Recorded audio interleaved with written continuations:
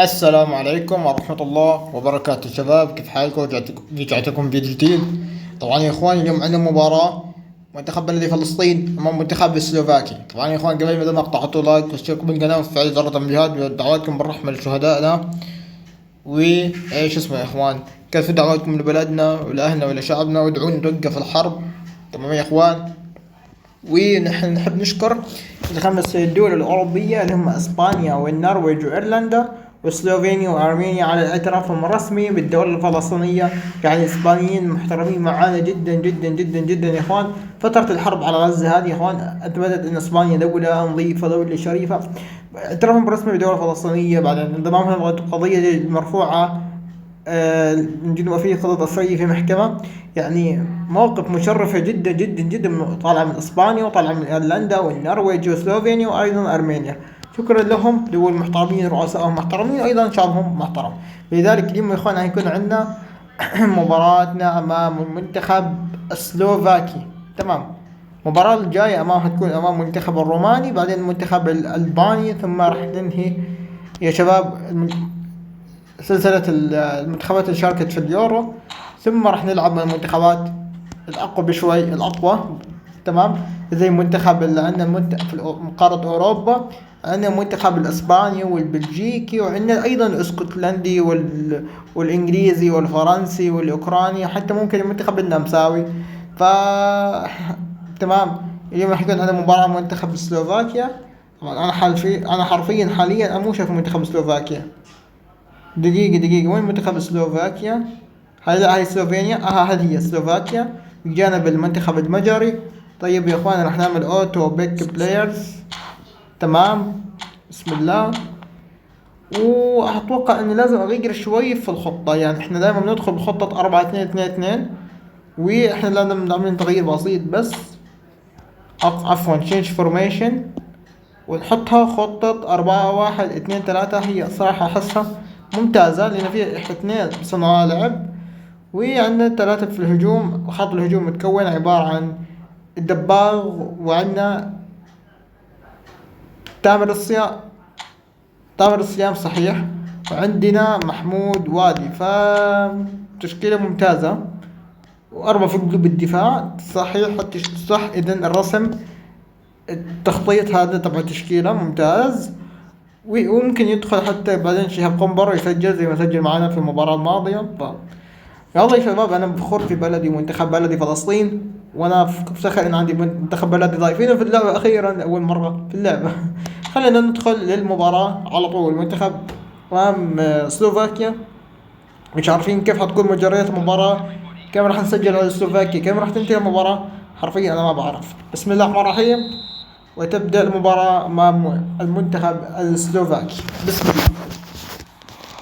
والكرة لمصلحة منتخبنا، المنتخب الفلسطيني، منتخب بلدي الفلسطيني. افتخر كوني فلسطينيا شجاعويا غزاويا. كرة من جانب مصعب البطاط. مصعب البطاط. مصعب. يلا يا مصعب، يلا يا مصعب، حط يا مصعب. ليش يا مصعب؟ أهدر مصعب فرصة خطيرة وكرة خطيرة على مرمى المنتخب السلوفاكي. إذا سلوفاكيا أتوقع أنها تلعب استحواذ، إذا لم يخيب الظن سلوفاكيا تلعب بأسلوب استحواذ، أو ممكن تكون أن تلعب بأسلوب الكرات العرضية. المنتخبات مثل سلوفاكيا وسلوفينيا منتخبات بنيتها جسمانية قوية، وقادرة على صنع المفاجأة في اليورو في الواقع، وأيضا في اللعبة. أنا أحب بطولة اليورو الذي تقام الآن. مباريات نارية يا إخوان. إسبانيا وجورجيا، ألمانيا والدنمارك، هذه اللي تلعب الآن. لدينا هنا عطاء الجابر، والتصدي الأول من الحارس كارلتون، حارس مرمى المنتخب السلوفاكي. شهدنا منتخبات تتألق في بطولة اليورو هذه. اليورو أقوى وأمتع بكثير من بطولة كوبا أمريكا للأمانة. حلو يا كاميلو. تسألوني من أشجع في اليورو؟ أنا أشجع المنتخبات التي تدعم بلدنا مثل المنتخب البلجيكي والسلوفاكي، عفوا المنتخب البلجيكي وسلوفينيا، وأيضا البرتغال. وأيضا أنا أشجع المنتخب الإسباني والبلجيكي والسلوفيني، البلجيكي والبرتغالي نعم والسلوفيني والإسباني. أيضا أشجع المنتخب الفرنسي لأنه امبابي ولدينا. فقط هذه هم المنتخبات التي أقوم بتشجيعها. باور، عطاء جابر، كرة من محمود وادي، محمود محمود محمود محمود محمود محمود يضيع محمود وادي كرة. هنا كرة خطيرة،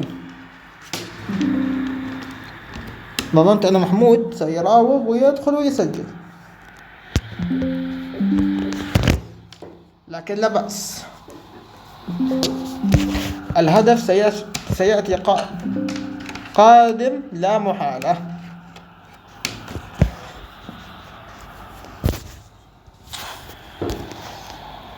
MC ليود، أوردي، بورد، سامر جندي، حط الكرة لتامر الصيام.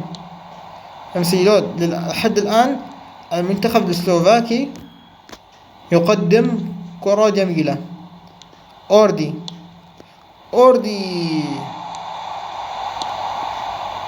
سامر زبيدة، أنفيلد، MC ليود، أوردي،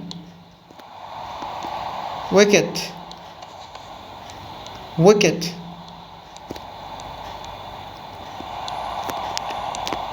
كاميلو، محمد رشيد، ساكستون، أنفيلد. نهاية الشوط الأول بالتعادل السلبي. لماذا نحن نضغط ونستحوذ كثيرا دائما في هذه المباريات بينما ينتهي الشوط الأول بالتعادل السلبي؟ لا يمكن أن نتقدم في الشوط الأول مثلا بهدف ثم نكمل الأهداف في الشوط الآخر، لكن هذا الشوط سوف يكون شوطا فلسطينيا.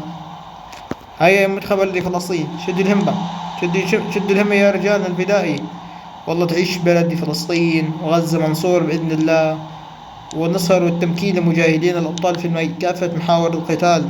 ادعوا لهم يا إخوان، ادعوا لهم. أوردي، الله يثبتهم وينصرهم، يسعدهم ويبارك لهم يا إخوان. مقامتنا شغل نظيف. تامر الصيام يدخل، جول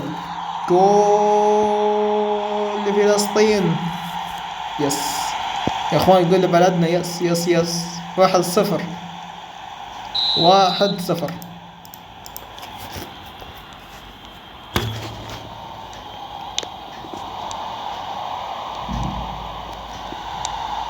محمد صالح، محمد رشيد، كاميلو، سامر زبيدة،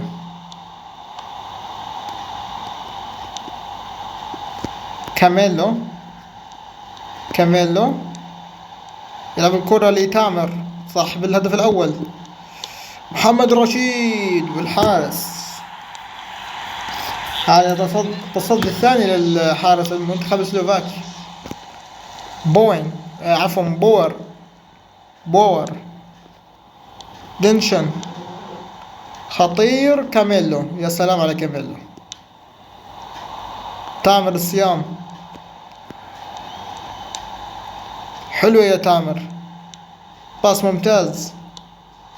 يلا يا شباب، كاميلو فلسطيني من أصول تشيلي، اللاعب الفلسطيني من أصول تشيلي، فلسطيني لتشيلي. يلا يا اخوان، محمد رشيد، كرة خطيرة والحارس يتصدى، وترجع كرة خطيرة لمحمود وادي. ما مشكلتنا اليوم، محظوظ المنتخب السلوفاكي لأن الشباكة لم يستقبل هدف الثاني، يضرب القائم. لكن هذه كرة من محمود والحارس يتصدى. يا اخوان ايش المباراة، تصديات جنونية وما بعرف ايه. يا اخوان الحين دعواتكم في قصف عنيف جدا جنوب مدينة غزة وعلى الحي الصبرا وتل الهوى. الله يكون يعني بعون شعبنا يا رب. اللهم صل أهلنا المستضعفين في فلسطين وفي غزة يا رب العالمين. كرة من جانب محمد رشيد، تصدي من المدافعين، وهنا محمد صالح، محمد رشيد، تامر، تامر يلعب الكورة، تامر يا سلام يا سلام يا سلام يا شباب، يلا يلا يا شباب. محمد باسم، رشيد يراوغ محمد، يدخل محمد.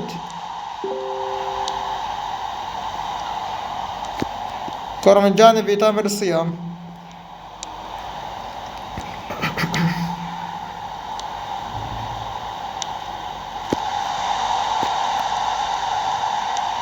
حلوة، كاميلو، كاميلو. طب استنى انتظر، خلي تامر يسجل، لكن لا، الحارس يتصدى، الحارس هذا مش طبيعي يا اخوان. حسبنا الله ونعم الوكيل يا اخوان. اذا المباراة تنتهي ايضا 1-0 مثل ما انتهت مباراة امام المنتخب الجورجي هنا ب1-0، ايضا هنا امام مباراة امام منتخب سلوفاكيا تنتهي 1-0. إذا نحن سيطرنا على المباراة، استحوذنا كثيرا على منتخب سلوفاكيا، سجلنا هدفا نظيف على المنتخب السلوفاكي كان بهدف تامر الصيام. كما تعلمون نرى هدف تامر، هذه اللقطة. هذا هو هدف تامر الصيام، انظروا دخل تامر منطقة الجزاء وراوغ المدافعين وبم على يسار الحارس، تصدي صعب، عفوا كرة صعبة. الحمد لله 1-0. إذا إلى هنا نكون قد انتهينا من المباراة. أراكم بفيديو آخر أمام المنتخب الروماني، ثم وسلام.